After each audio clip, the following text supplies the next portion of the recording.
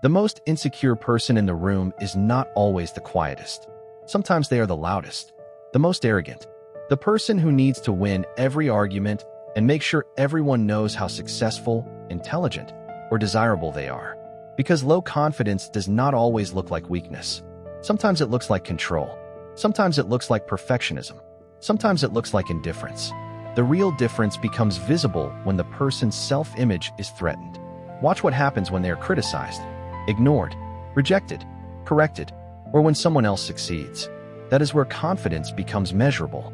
Because confidence is not how powerful you appear when everything is going your way. It is how stable you remain when something threatens the way you see yourself. And some behaviors reveal that instability almost immediately. One of the clearest signs of fragile confidence is the constant need to establish your importance. You mention your accomplishments when nobody asked. You make sure people know who you know. You casually reveal how successful you are, how much attention you receive, or how difficult your life has been. Someone tells you about their achievement, and you immediately have a better story.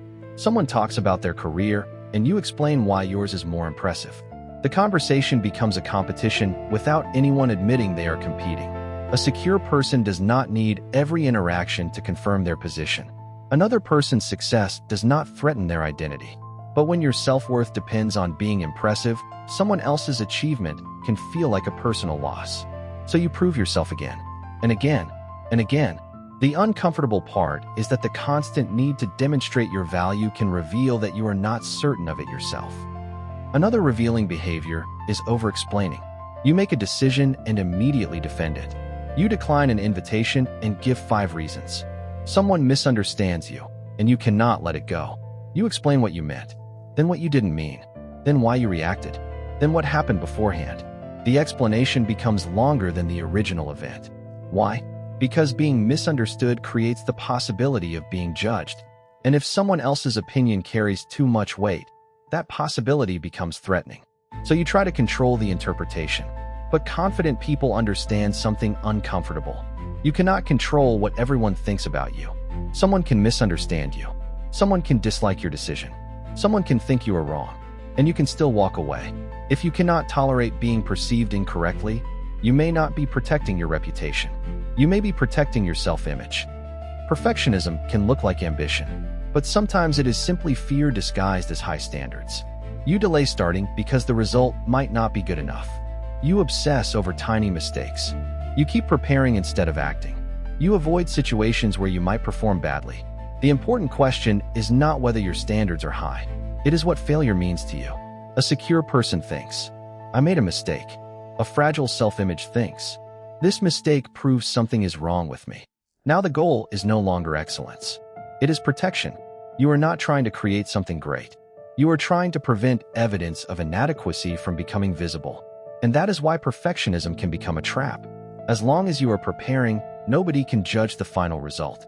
As long as you never try, you never have to discover that you might fail. Eventually, appearing competent becomes more important than actually improving. Low confidence becomes especially obvious in relationships. You ask, are we okay? Are you mad at me? Do you still like me? Then you receive reassurance. For a moment, you feel calm, until the next uncertainty appears. A delayed response, a different tone, a shorter conversation. Suddenly, you are analyzing everything. Did I say something wrong? Are they losing interest? Why did they respond like that? The problem is not wanting reassurance. The problem is when reassurance never lasts. Their attention makes you feel secure. Their distance makes you question yourself. Their approval restores you. Their silence destabilizes you. Your emotional state becomes dependent on another person's behavior. And eventually, you stop experiencing the relationship. You start monitoring it. Every interaction becomes evidence. Every silence becomes a possible threat. You are trying to solve an impossible problem. How do I make sure this person will never reject me? You can't. And the more desperately you search for certainty, the more dependent you become on someone else's validation. Some insecure people do not look insecure at all. They look kind, easygoing, understanding. They rarely say no. They avoid conflict. They apologize even when they did nothing wrong.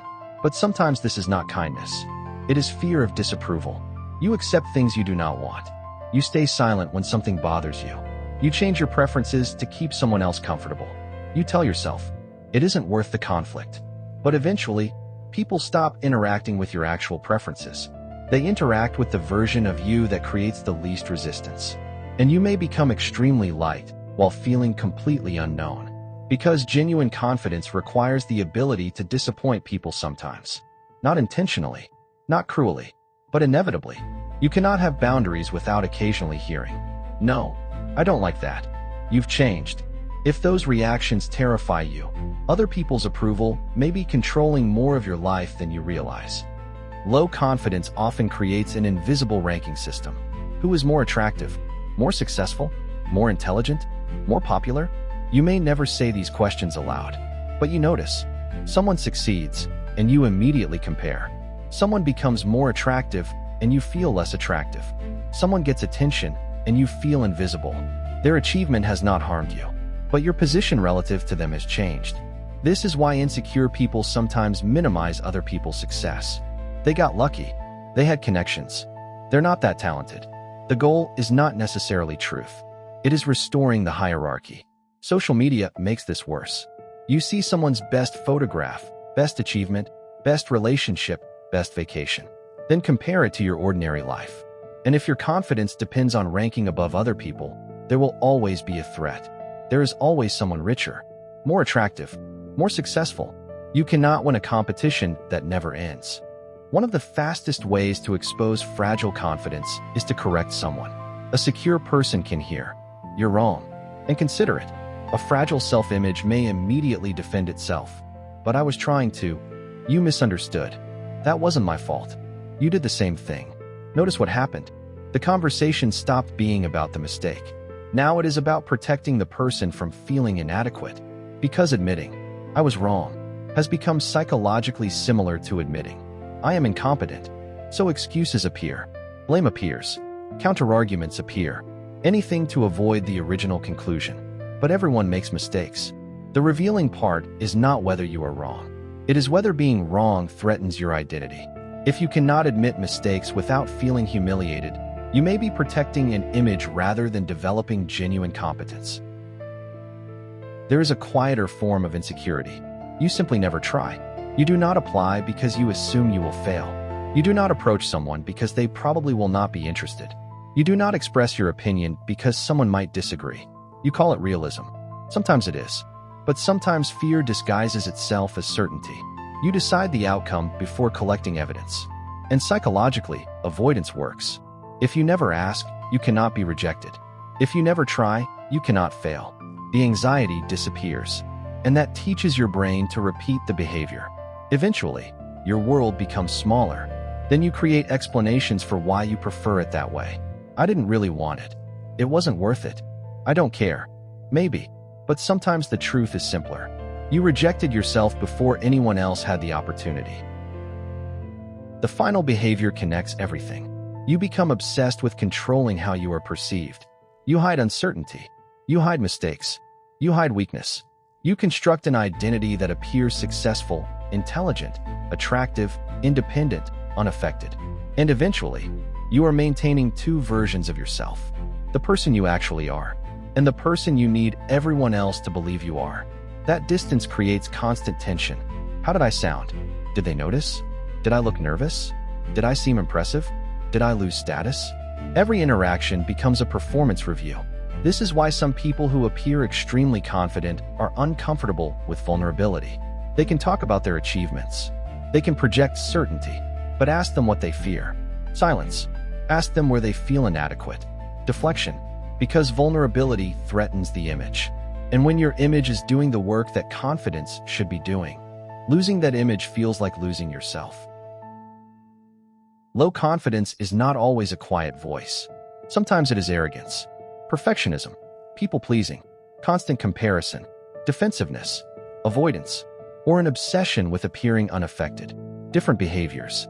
One underlying problem. You need something outside yourself to confirm your value. You need admiration, approval, attention, reassurance, success, being chosen. And the more your identity depends on those things, the more power you give to the people who can provide or withhold them. That is the real danger. Someone does not need to control you directly. They only need to control what you believe about yourself. So the question is not, do I look confident? It is, what do I need other people to believe about me in order to feel valuable? Because confidence is not how convincing you appear when everyone is watching. It is what remains when nobody is impressed, when nobody reassures you, when someone disagrees, when you fail, when someone else succeeds, when you are rejected, when the image disappears. That is where the performance ends. And whatever remains after the performance is much closer to your actual confidence. If your sense of worth disappears when the validation disappears, then what looked like confidence was never confidence. It was dependence disguised as control.